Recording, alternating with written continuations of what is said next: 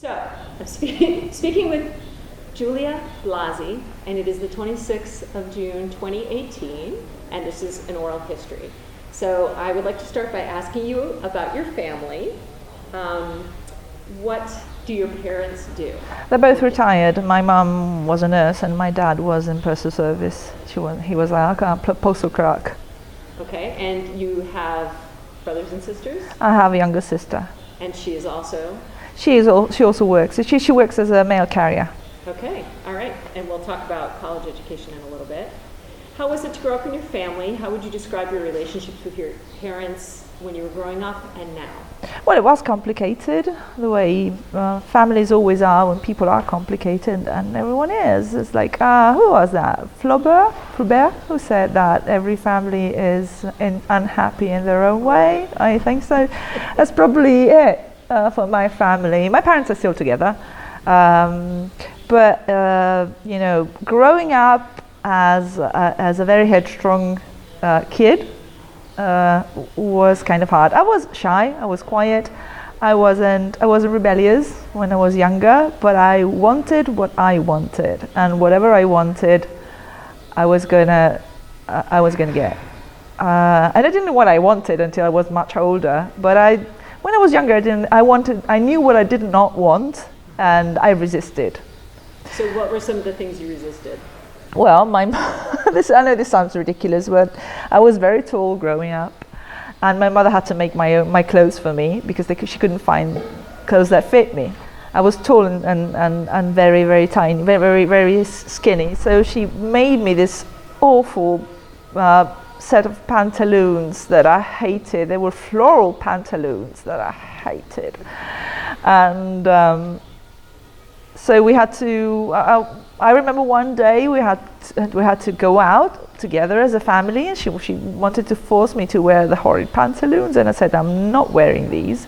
And she said, well, if you're not wearing these, then you're staying home. And I stayed home because I was not going to appear in public with those horrid pantaloons. I never did. I don't know what happened to them, to be honest. I hope she recycled them into throw pillows or something.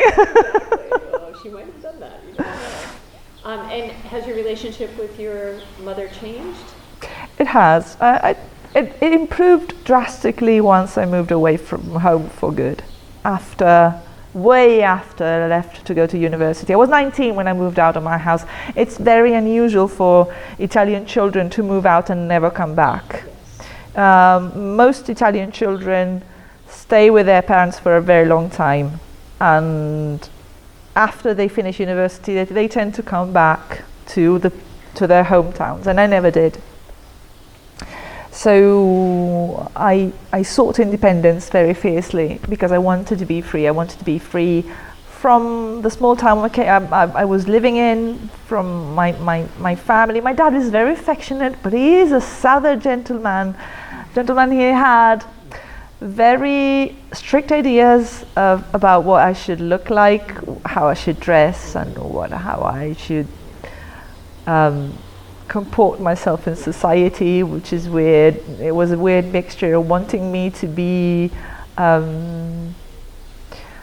smart and with it, and on the other hand, he wanted me to be chaste and quiet. So it was a bit weird. He really didn't know what to do with me, and I was very shy and very smart, but I really wasn't I wasn't cool at all.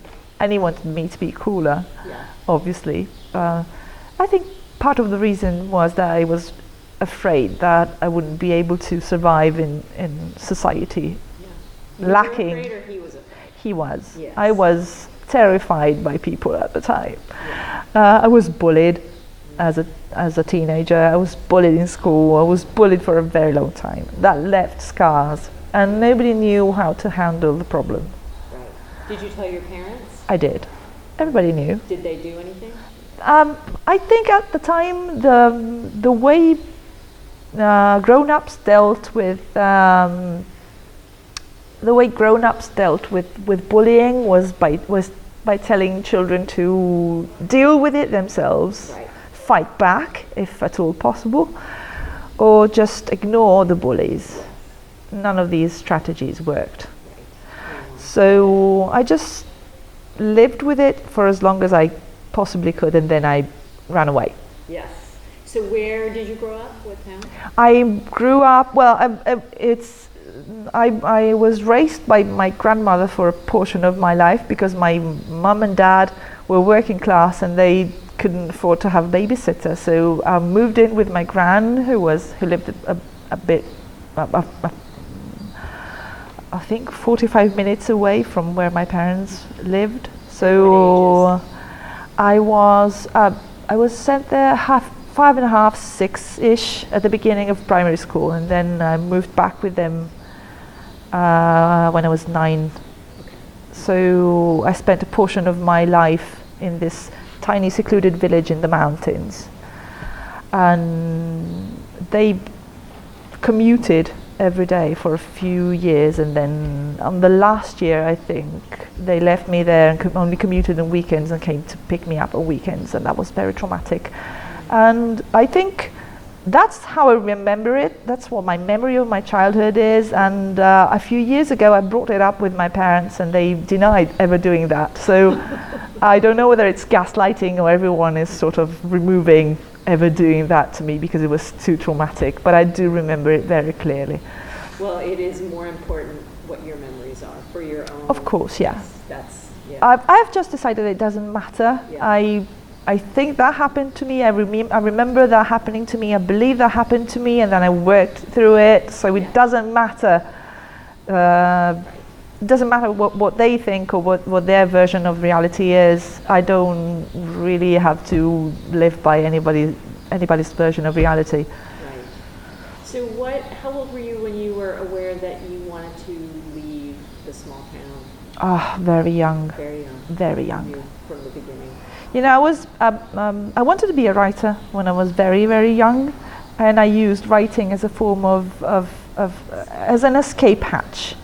Yeah. That was what it was at the time, and it still is for me. Yeah. Writing fiction is a way of escaping reality. Yeah. And so I used fiction, and I used to write reams of paper of fan fiction when I was a child, but there was no Wattpad at the time, so mercifully most of it is lost in the nooks and crannies of my parents' home. Some of it surfaced recently because my mum did a clean out, so some of it ended up in my room, and it was stuff that I wrote when I was 12, and it's horrid. Oh my God, it's so embarrassing. And at the same time, I feel such a tenderness for myself because my writing was abysmal. But I just know I got better with time, obviously. So it's a testimony that practice makes perfect. I was really shit at 12. But yeah, so it resurfaced recently. And I really wanted to leave. I knew I had to leave. And when the time came to select a university, I applied for the interpreter school in Trieste. Okay. But I didn't think I was going to get in, so I was going to apply to another faculty that was closer to home, but I got in. That's amazing. So I moved to Trieste and I never got back. Well, I never went back. Okay. Can you tell me a little bit about your relationship with your sister? How much younger is she? She's 4.5 years younger than me, which is significant in a lot of ways. But I think what set us apart for the best part of our lives is that we have very, very different personalities. I may look dominant, I may come across as an alpha, but I am actually quite... Beta? No, not exactly. I'm quite caring, and I do listen to people, and I do listen to criticism, and I do listen to constructive criticism particularly. My sister is very headstrong, extremely headstrong, and whatever she does, she is like 100% convinced that is the right thing. She runs the household like a general, and she's very strict with my nephews, particularly the eldest. And do you two butt heads? Occasionally, yeah. It was worse when we were younger. Yeah. it got better with age, particularly because the kids have brought us together. And I have taken a lot of care never to antagonize her in the way she raises the kids. Although I will occasionally offer some constructive criticism which is not accepted or not overtly accepted. Right. And I do side with my nephew when it's needed. But I tend never to question her decisions because I think it's unfair. Yeah. Well, I'm sure your nephew appreciates having an aunt who understands him. I think he does, but he's a darling. He's not a difficult kid at all. He's really sweet. Good. And how about your relationship with the grandmother that raised you for a while? Ah, well, that's an open wound actually. Oh, my mum's mum and dad. I don't think they were the greatest parents, and they were not the greatest grandparents. Yeah. Not to me anyway. I mean, I never wanted for anything. I had food, I had clothes. Occasionally my grandmother would sew me little dresses for my Barbies, but I don't remember being particularly cared for emotionally. But that might have something to do with the whole not really remembering my parents being with me when I was growing up. Mm-hmm. So I think everything is a bit muddy there, and I don't think there's much use going back to try to sort out the truth, because there's no truth in emotions. So you can't change it anyway. No, you can't. I can't change it anyway. So it's just weird when I look at how my own mother is with my nephews. I'm so jealous of how affectionate she is with them. Yeah. Well, there is sort of a generational component to it, I think, too, where people of those generations, and this is true in the United States too. My parents were like that too. They're just not. They're much more affectionate with their grandchildren than they were. Yeah, but I did expect that from my both sets of grandparents, and they were never very affectionate with me. Oh. The one who was the most affectionate was my great grandmother, who was my grandmother's mother, on my maternal side, and I used to spend a lot of time with her and at hers, yes, with one of my second cousins. And we used to stay at hers and make pizza together, hide in wardrobes until she came to find us. It was always the same wardrobe. It was exactly one wardrobe, and we hid in there. And she'd tell us stories. We'd sleep with her in the big bed, and she'd tell us stories to put us to sleep. And then she fell asleep halfway through, and we'd shake her awake. You know, how does it end, Granny? How does it end? And it was a bit weird because we knew how it ended. And she was adorable, and she played with all of us. She died at a very old age, but she'd had dementia for a few years before she died, so she didn't exactly recognize us. But you know, she was nearly 102, so she had plenty of time to see all her great grandchildren. Oh, that's wonderful. Yeah, that's great. Okay. How do you think you learned about the political and social values of your family? Can you give me an example? I still don't know what my political and social values of my family are. Okay. For my family are. I have no idea. I think they're like borderline conservative, okay, but I don't really know, because my dad is surprisingly progressive in a lot of ways. Mm-hmm. My mum is, because of her complicated personal history, sometimes has views that I do not agree with. Mm-hmm. But we tend to like to leave politics out of it, which is the safest way. Do you think you would argue with them if you did? I think I would argue with my mum more than I argue with my dad, actually, which is a bit weird. But my dad listens to me a lot more. Okay, then I want to ask you specifically about the types of messages you received about gender, which you have talked a little bit about.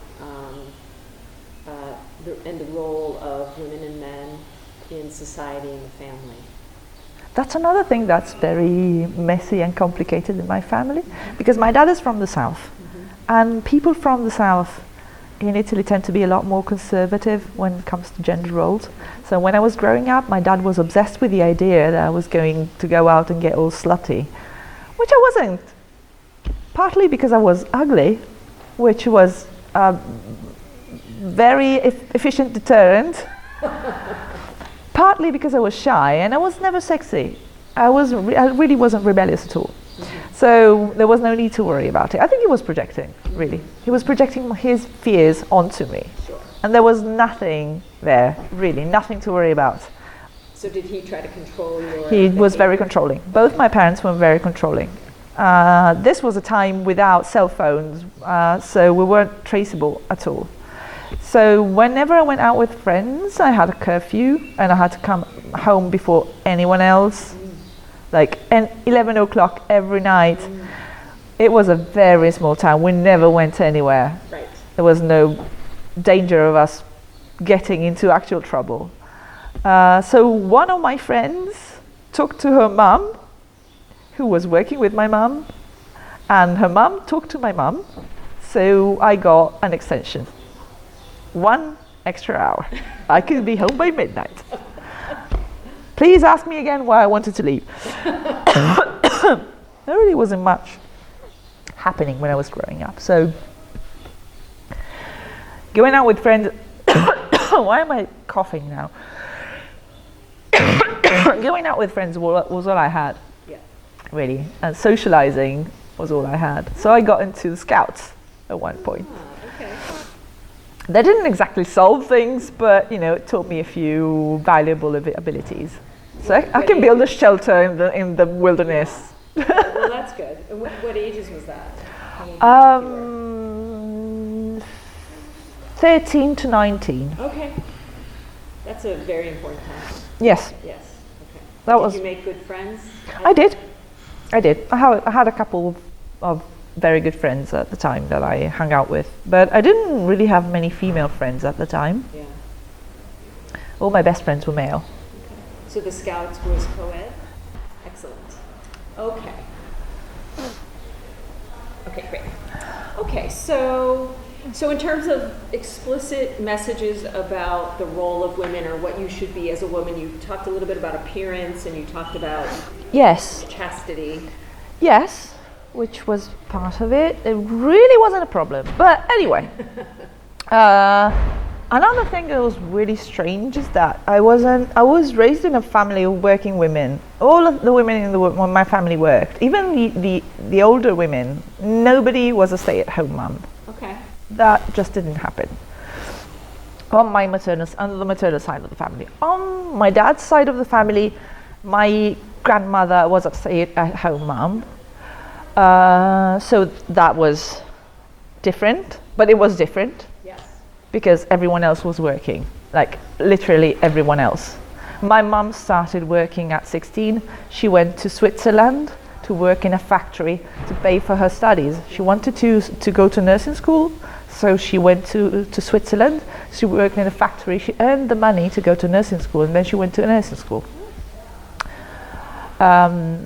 Last year, I found out that my dad's grandmother was a political activist after the war. Really? Yes, she was with the Communist Party. She got into, this is the south of Italy we're talking about. That's incredible. She got into the city council of her hometown.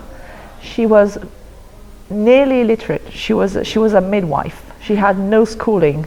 She could barely read and write.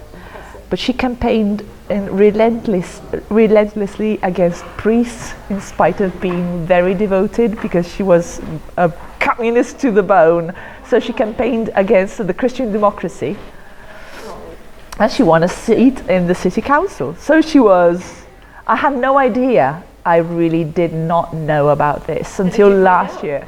I was handed a small biography that somebody wrote about her, and it was like, Dad, why did you never tell me about this? So a couple of days ago, I phoned my dad and said, I want to find out more about Nonna Stella. Is there anyone left in the family who can tell me about her? And he said, go talk to Zia Nina, his aunt, who's like over 80 now. She might be able to tell you more. And I need to hurry because Zia Nina is not getting any younger. Yes. So one of the things I want to do, I don't know when I'm going to do this. I want to go visit Zia Nina and get her on tape and, find out stuff about Nonna Stella. I don't think she was a particularly easy woman, not somebody who was easy to live with. At least my mum doesn't remember her as such. She died 6 months before I was born. But, I think, I have no idea if this is scientific or not, but I think some of that bloody-mindedness might have trickled down to me. I'm sure that's true. Genetic. So when I found out about her, it was like, okay, that's in my genes then. I did not make myself entirely. There's something in my family, there's someone in my family who was a lot like me. And that feels good, doesn't it? It does. Such a relief. Yeah, you're not the odd one out. You're It was just skipped some generations. Yeah, it skipped a couple of generations, but at one point it had to come out somewhere. That's wonderful. My mum's cousin was part of my mum's family is Protestant. I think they're all dead now. Most of them are dead anyway. So there was a whole generation who was Protestant, and she was very active in her church, like really very active in her church, and she never married.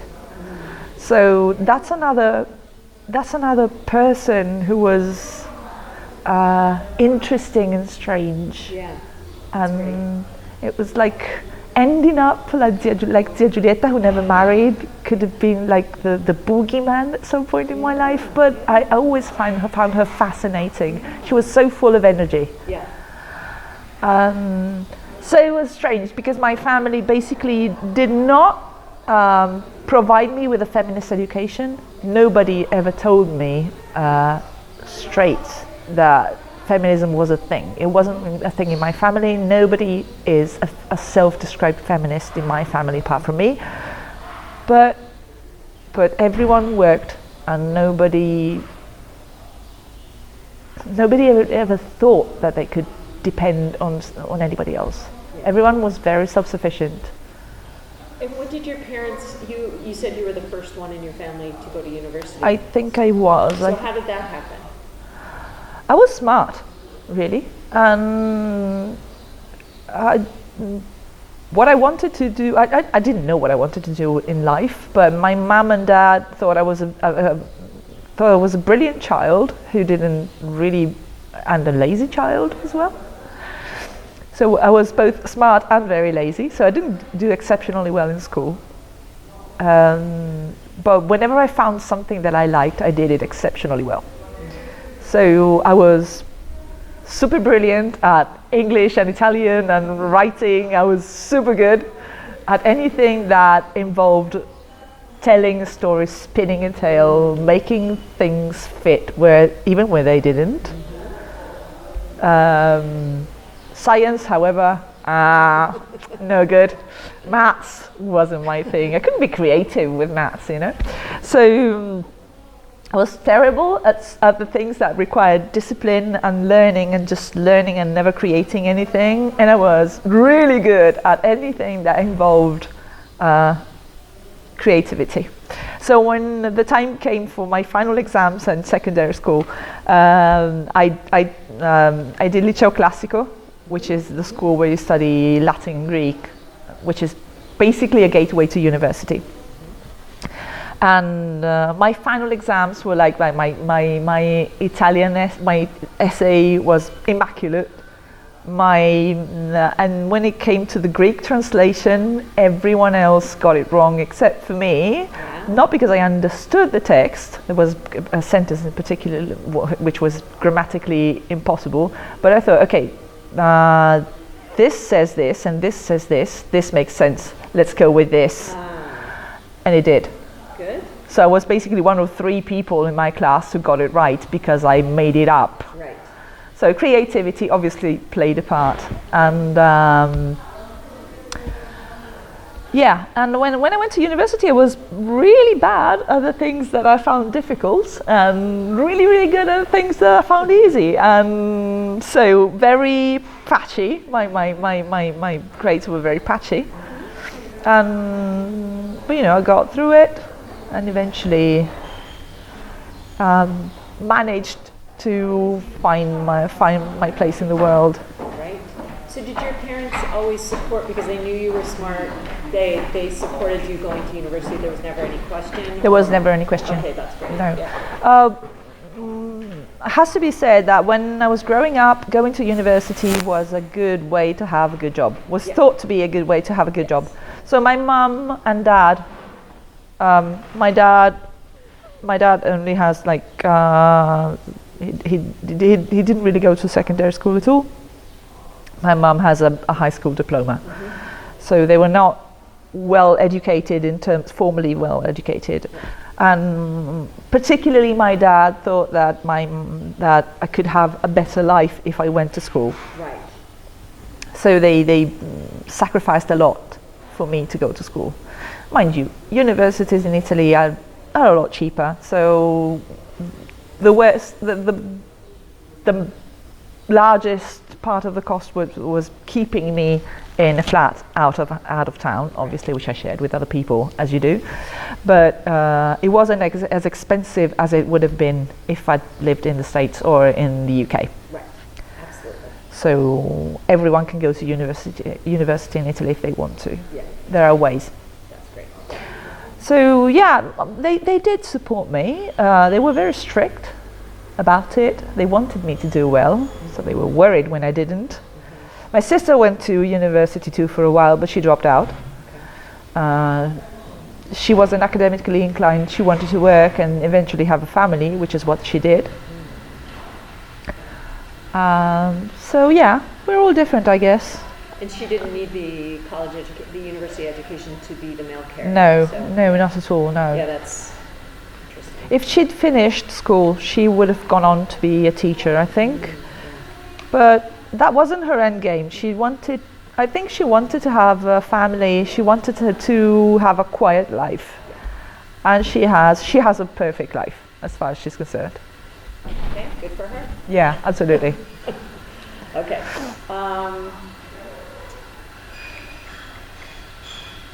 So you said your parents you still don't know exactly where your parents stand politically, and so no, I the don't. other questions I usually ask about, and you can tell me that you didn't learn anything, but I also ask about messages that you might have received about sexual identity or sexual orientation, and also how you resolve political problems when they have them. Did you receive any messages like that?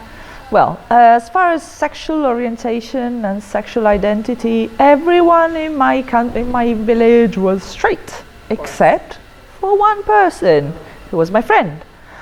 And he was bullied relentlessly. He wasn't out. He wasn't out until his late 20s. He was bullied relentlessly when he was growing up, because obviously he was different from everyone else. But that's where the bulk of my mean and a lie comes from, because my friend was bullied and my friend was gay. So your friend wasn't out to you either? He wasn't out to anyone. He wasn't out to himself until very late. So, but that's what happens when you live in such a tiny place and there's no way of expressing yourself freely. So, and it was the 80s. So that's where my political awareness of gay rights comes from empathizing with gay people that I was in immediate proximity. What I was told by society is that being gay is wrong, being gay is bad. Trans people weren't even on the radar. Nobody was trans. Right. Nobody is trans. Right. Everyone is white. Right. So that's where I come from. Yeah. No, I get it. Moving out going to university in Trieste, going to my university, which was by its very nature, was very cosmopolitan, because I took translation in one of the best and most important faculties in Italy. So we had people from all over the world, from Africa, from Northern Europe, from everywhere, Russia. We had everyone. So we had friends of every color, every creed, every sexual orientation. And most of the men were gay. So that was, I mean, if I hadn't been already open-minded, I would have become open-minded because of that. So yeah, that was really a crash course in diversity, I think. And still, most of us were white, but you know, not all of us. So, just one more question about your childhood, and then we'll move on to later. But how do you think that your childhood and your experiences in your family influenced you to become the person you are today, and in particular with regards to your political activity? I don't know, I have to be honest. What the person I was, the wildly imaginative person I was when I was growing up, developed into the kind of person who's curious towards the experiences of others. So when I moved out of my parents' home and I realized that the world was bigger and more interesting than my hometown, which I'd always suspected, you know, but it was a big revelation for me, and it was a big thing for me. And then at the end of the 90s, beginning of the 2000s, the internet finally reached my neck of the woods, and I discovered feminism as such, and I found that feminism was me. So tell me how that happened. Well, at the end of the 90s, we got the internet, and so through the internet forums, I found out about, and I got in touch with feminists. Were you just Googling things, or what did you? Well, let's just rewind. First, the thing that happened before then was at the beginning of the 90s, there was a huge feminist wave, and I was really into music, and the Riot Girls and Bikini Kill and the Deal Sisters and all that wave of female musicians brought that idea to me. The idea that you could be a girl, make music, and you could like glitter eyeshadow and still kick ass. Yes. And so it was a big thing for me. Like, my first actual discovery of feminism was through music. And then, everything else happened. And then in 2004, Jezebel was founded. And Jezebel really cemented the idea that feminism was a bit more than just growling and shouting against the patriarchy. You could be articulate about it. Yeah. You could write long essays and experience feminism through your own. Everything was political. Your personal was political, and then a lot happened to me through the. I really used the advantage of learning English at a very young age. Because I think my when I was a teenager, my knowledge of English was good enough that I could read extended texts in English, and I could educate myself. Yeah.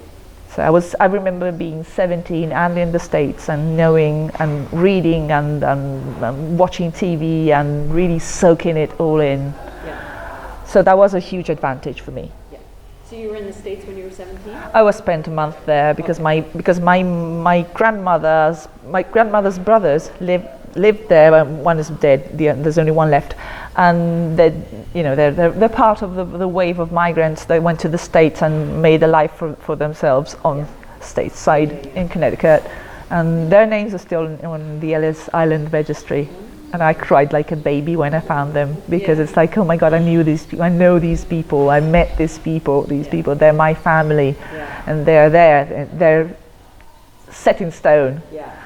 My great-grandfather followed his own father to America, and they became builders. They made a comfortable life for themselves, and then he moved back to Italy and he lived his last days in Italy, and he died in his hometown. Oh, okay, yeah. But I got to meet him. Yeah, that's incredible. Yeah. Yeah.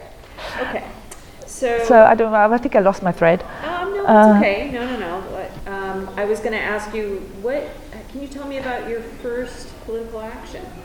What, if you can remember, what was it, and how did you decide to do it? I think it was an essay I wrote with my friend about acceptance. It was something. It was a news. I don't remember where we published it. I know we did, but I don't remember where. Okay. It was about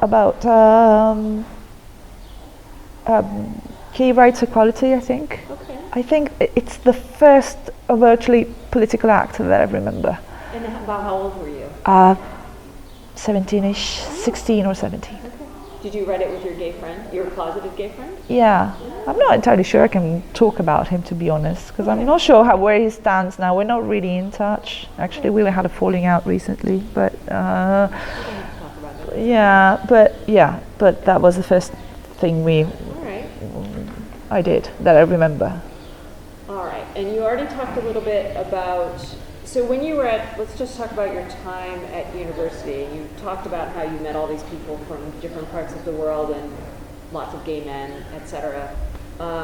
What kind of impact do you think that had on your political activities? Oh, it was huge. It was absolutely huge. Having friends from so many different parts of the world and friends who spoke so many different languages just gave me an idea that the life experience of any of us is just a fraction of what the life experience of everyone else can be. So in a way, that was already laying the ground for for my intersectional feminism. I define my being an intersectional feminist, because I cannot separate my feminism from my larger political action. I don't think there's any difference between women's rights and gay rights and human rights as a larger issue. Yeah. So I really don't make any difference. There's no difference for me. So I consider myself a political activist. Yeah. How do you think so one of the things about intersectionality is the idea that if you understand the structural causes of one kind of oppression, it makes it easier to see the other types and to see the connections between them. How do you think that happened for you? Is it just seeing all these different people, or did you I think that something? I just think that I have huge empathy. Okay. I'm really strongly empathetic. Yeah. So if somebody is crying, I feel like crying. If I just feel people a lot. Part of it is from writing fiction, I think. I don't know what is the correlation with the causality link between the two things. I don't know whether I'm a writer because I am empathetic, or I am empathetic because I'm a writer. I think it's a circle, it's a virtuous circle. So I write stories because I want to experience different lives and be different people. And when I am writing stories, I use my empathy to get into the lives of different people. So I think that amplified my perception of people, of the people around me. So because I feel people, I think my political views are essentially based in trying to get into other people's shoes. Yeah, but if you compare you to your sister, you have a way of seeing the world as a big place and seeing connections. And you were talking about your sister and how she has a quiet life, and she's kind of put constraints on her life purposefully to... I don't know whether she did or if she just chose not to expand her life too much. She's just weird. She has these bizarre interests. Suddenly she got into country music, which I didn't know she liked. But and because she lives close to an American air base, we actually went to a country music fair, which was a bit weird, but you know, she does have sudden bursts of interest in other things. I know she was trying to learn the guitar at some point, so I don't really know much about my sister's interior life, so I couldn't really speak for her. I think she made the choices that I think she made the choices that made her feel comfortable, and the same way I did. So I chose to make myself uncomfortable because I feel more uncomfortable if I don't try new things. I feel dead inside if I don't try new things and challenge myself. Yeah. So I need that. Yeah. So I purposefully put myself in set myself new challenges and try to do new things, even things that I think that might be impossible, because I want to try everything. And I am learning to deal with rejection and failure a lot better than I used to, because I've had some successes. So the tiny amount of success I've had has made it easier for me to deal with rejection and failure. Because I know that some things might work out, some others might not, and I can do better. And I have improved, so I can still improve. Right, that's great. Well, all you have to do is go back and read your 12-year-old writing, and then Exactly. But it's not just that, you know. If I read the stuff I wrote 10 or 12 years ago, it's still terrible. My early blogs were horrible. So even my online writing has improved, because my ability to express myself coherently has improved, because I've done it so many times. Everything I do obsessively eventually gets better. So writing is something that I do obsessively, so I have got better.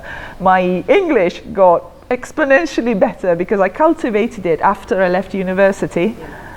I was already okay, but you know, I never stopped trying to improve it, because I love it so much, and it's such a means of self-expression for me that I need it. So I never really dropped it. And the only problem I have is that I make the sounds of people around me. That's the thing. you mimic. Yeah. So my accent is all over the place, because my basis is English. So if I hang out with my English friends, everything, my prosody and everything is English. The moment you take me out of England and you put me, say, in New York, everything goes pear-shaped. And my boyfriend is like, stop it, you're ridiculous. And it's like, I can help myself. I don't do it consciously, just believe me. It's just that I make the sounds of the people around me. So everything changes because of that. Yeah. So the empathy, maybe. Yes, just having a good ear. Yeah, and my nephew's like that too. Interesting. He makes the sounds of the people around him. Interesting. Yeah. Okay, so I'm going to ask you my key question, which is: so there are other women who have had experiences similar to you in life, not exactly, of course, but they didn't become activists or feminists or anything like that. In your opinion, what do you think some of the factors are, personality, life I think it's experiences, personality, yes. that distinguish you from them? I think, I don't know, I was always independent, I was always curious, and I was always very, very self-reliant, even as a child. So, because on the one hand I seek approval and I seek acceptance, and I always wanted to be told that I was good, so I'm always looking for that kind of reassurance and that kind of positive confirmation and reinforcement. On the other hand, I can spend days living in my own world and I don't need anyone else. So I think because it's because I really, as I get older and older, I really care a lot less what people think of me, and I accept that not everyone might be on the same page as I am, and they might not like me. Yep. So not caring what people think about you, and freeing yourself from what your parents think about you, particularly, because for such a long time I did not feel seen by my family, seen or understood by my family. I mean, I'm a writer, I write books. My mum likes reading. I think she's read 2 out of 4. Wow. Not even my mum reads my books. So it's like, how can I expect the rest of the world to appreciate what I write if my mother doesn't? And then I decided that I had to let go of that. I can't expect the people I love to devote their time, their free time to me, because it's not something that you have to expect from people. You cannot ask that of people. People don't have to prove their love by sacrificing their personal space to you in any way. So getting back to your original question, I think wanting to be independent, wanting to assert yourself as a voice and as a person, wanting to be taken seriously, and not giving a shit about what people think of you are the key factors, I think. Okay. If you choose to be a feminist, you know that a lot of people will not want to speak to you because of that. Yeah. Did you ever feel like there was an aha moment where, because you said you came to feminism through the kind of the 90s, the riot girl type of thing. Was there ever a moment where you saw something and you said, that's me, or that explains the way I feel? Or I remember several, okay. But I remember there was this girl band that I don't even remember the name of, which is ridiculous. I don't remember the name of the band, but I remember one of them saying in an interview, if you're not feminist, you're thick. Which was an incredibly rude and condescending thing to say, but I got the message. It was like, excuse me, we're all in the same boat here, and if you're not on board with women's rights, then you're really you're missing something. Yeah. You don't understand that this is going to hurt you. Right. So that was one thing, and I think the same band, which is completely ridiculous that I don't remember the name of. Yeah, the Eurasian, all of them. Oh. The Eurasian, and it'll come to me. Right. They were raging against the idea that women had to be thin at all costs. And one of them said, you can't have a stomach that goes into your back, you have to keep your womb somewhere. And that was another thing. I was like, yes, of course, because I'd always had a belly. So I was really skinny with a belly. So, that's it. There's something in there. There's something in there. Also, it was very reassuring for me, obviously, because everyone was so diverse, and the skinny ones, the fat ones, the average ones, everyone had something to say and they were listened to. Yeah. And it was a big game changer for me. Yeah.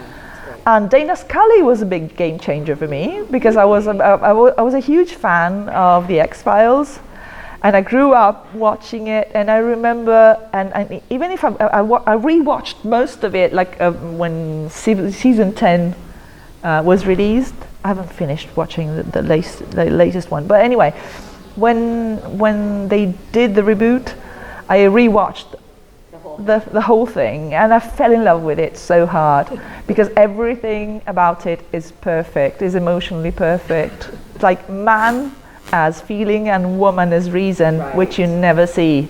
Somebody who was written as a sidekick at first and took up so much space and became such a much bigger thing than Carter and the other writers thought she would. And because Gillian Anderson is such a brilliant actress, there's so much in Scully that's nuanced and smart and warm. Yeah. And the fact that she was brainy, she was a science woman, but she had a heart. Right. That was powerful. That was. I loved her so much. Yeah. I loved her so much. Okay, good. I think she was a brilliant character.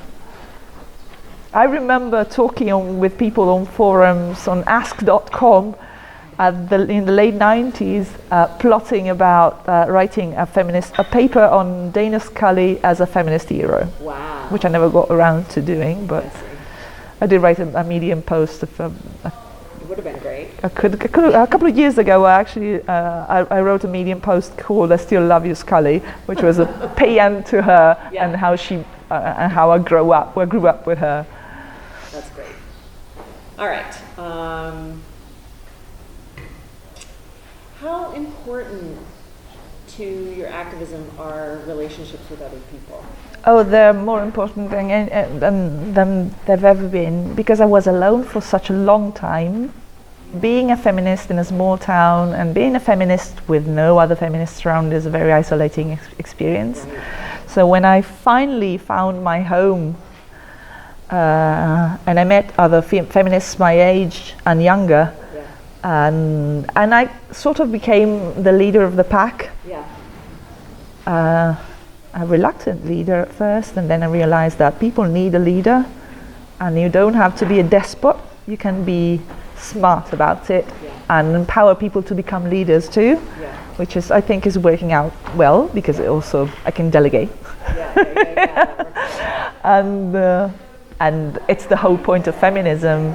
It's not being one person who makes the decisions for everyone else, but it's every woman and man thinking for themselves and coming up with new ideas and becoming the leaders of their own movement. So right now, being surrounded with other feminists is very important for me. I am trying to find common ground with the second wavers. I am having trouble with some of them because they're tough. And I am close to trans feminists. And that can be tough. That's very hard for me, because I find it, because it hurts. Because it's like they're hurting my friends. And I have trouble with those who cannot understand that there's such a thing as Muslim feminism. And I know a couple of women who are very vocal about it. One is a hijabi, one isn't. And so there are so many ways of being Muslim and so many ways of being feminists. And I am always trying to learn from these people all the time. And I am also trying to learn from the younger girls who will experience feminism in a completely different way, often more radical. And they are stronger on sex than we were. So it's interesting for me to watch them deal with it and talk about it, even when it makes me uncomfortable, because that's not the way I go about it, and I couldn't do that. And it sometimes makes me uncomfortable, but feminism was never about being comfortable, let's face it. So I want to be uncomfortable, so it's good when people tell me things that I didn't know, and they force me to question myself.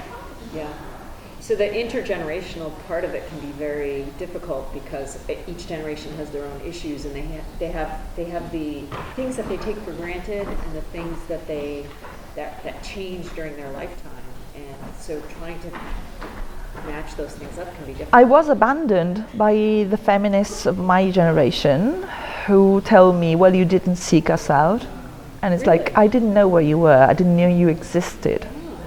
They lived in their own tiny circles within universities, within the collectives, and there was no collective where I was living.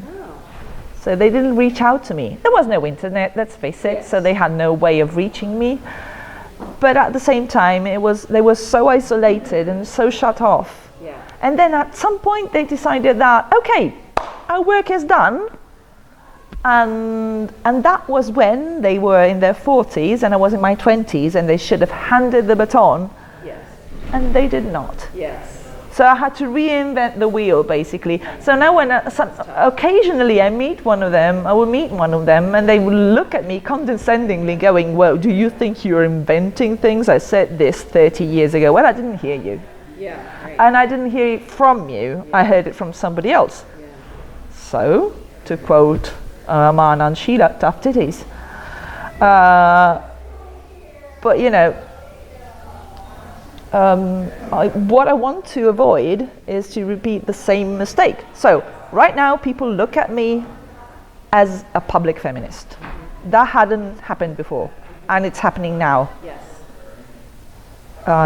So my job is to make sure that nobody gets left behind. Yeah, great. That the girls know that there's a struggle that will go on long after I'm dead, long after they are dead. Right. This is going to go on for centuries. We're not going to finish this. Right. I know I'm not going to finish this. With any luck, I'm going to see a better world before I go, but it's not going to be an equal world.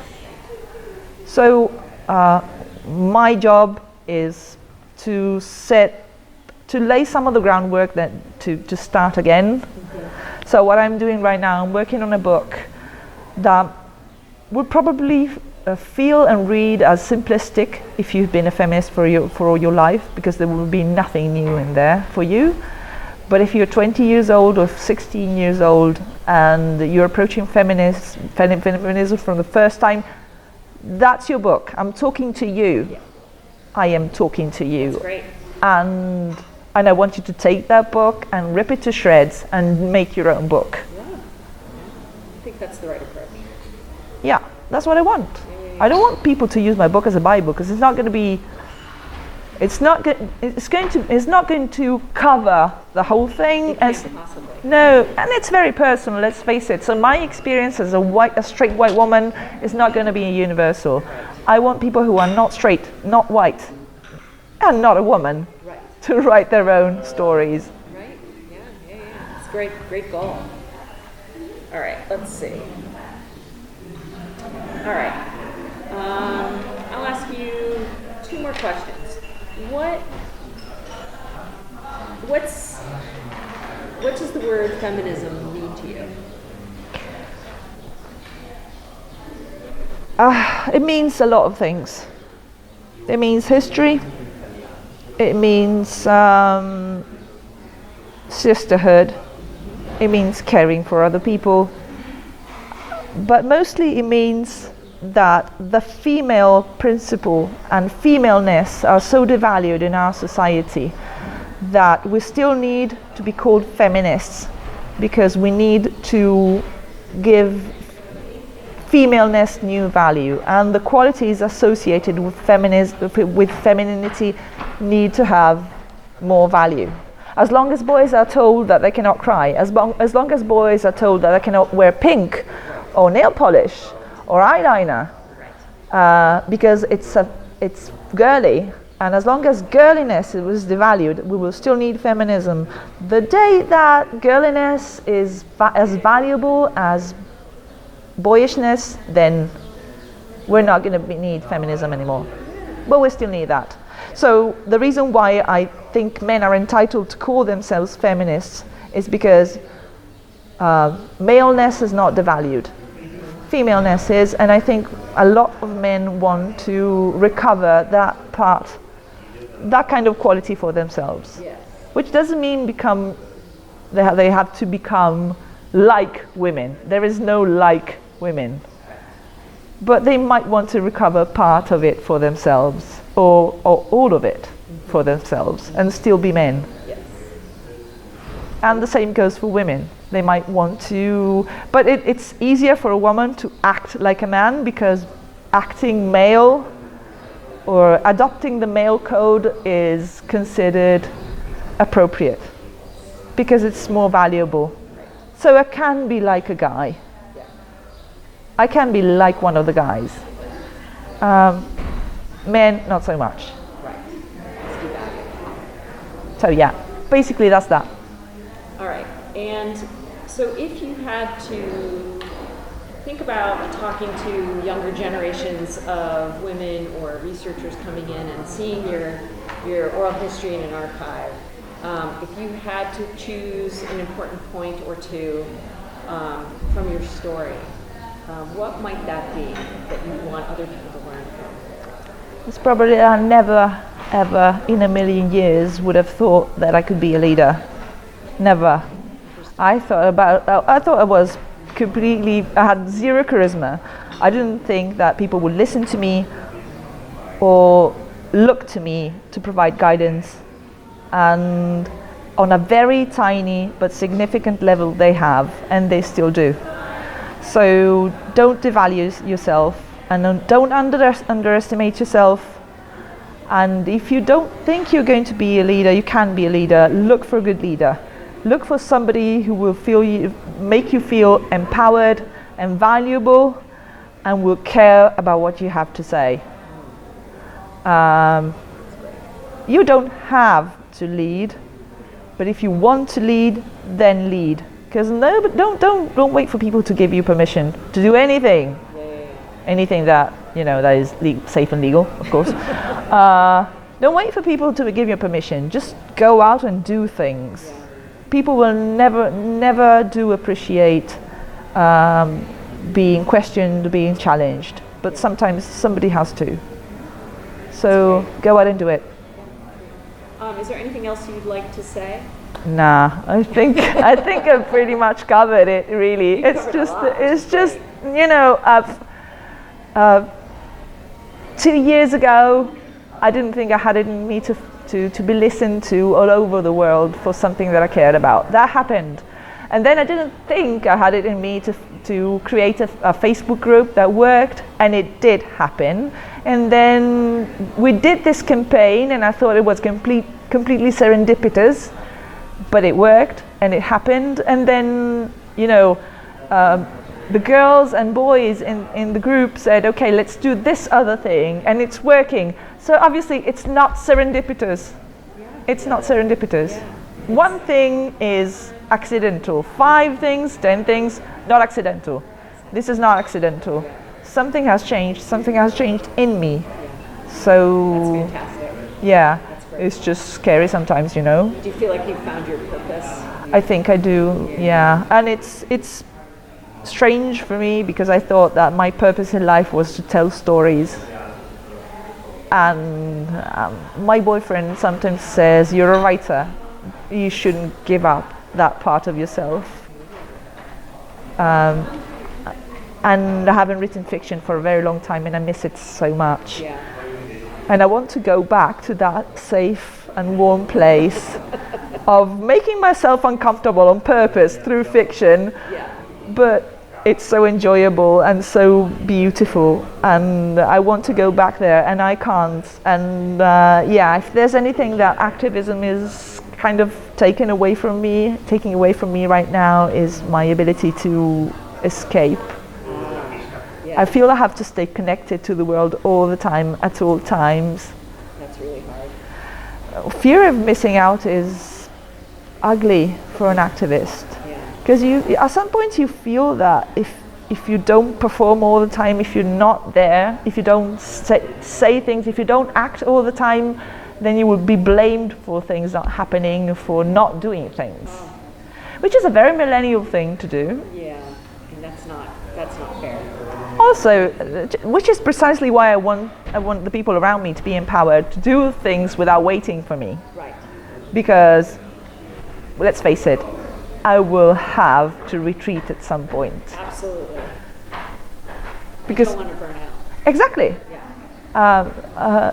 At the beginning of the year, I got this really ugly dermatitis all over my stress. Yeah, it was obviously stress related, and it wouldn't go away, and it was so frustrating, and I had to go on telly, and I was basically disfigured, so I was forever covered in makeup. I'm so sorry. And it's okay, it doesn't happen, it's just your body having... Your body telling you. Yeah, telling you, Slow down. now, stop now. I didn't. I'm still alive, but I'm beginning to see myself as somebody who has to be always on, and I can't be. So it's like I'm doing a few things now, and I'm like winding down. I've begun to say no. Good. I have begun to say no. Like, I don't do this, I don't do that, I don't take every opportunity that I'm offered because I can't handle it. Yeah. And So you don't do anybody any favors by getting sick. or, you know, Yeah. if you're doing too much. So Plus- you have to be careful. Let's face it, I'm not Superman. I'm not saving the world. No one is. But I'm not going to save the world by doing one more hashtag campaign. That's not how it works. right, you get everybody involved. Yeah. Plus, you know, that worked and that happened and that was big, but it didn't make a dent as much as people would have expected it to. And it's frustrating for me to see that, say, the American media, whenever they cover the Italian situation, they completely overlook the campaign. It gets left out, or if it gets quoted, it gets quoted like, oh, the Italian iteration, like we came after Yes. the Me Too movement, Yes, that's when it was, in fact, it was completely original and it came before.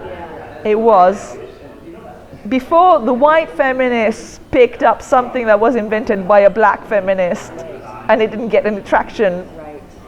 No, I know. You're right. See, so it's very frustrating for me because people only see the bad side. They only see the war that we're losing and not the battles, or rather the other way around, the battles that we're losing and not the fact that we are still in the war. Right. Absolutely. We haven't retreated. We are not beaten, and we will not be beaten. Right. It will take us some time, but we will win eventually, and we have to stay in the fight for as long as we can. And it's very frustrating for me when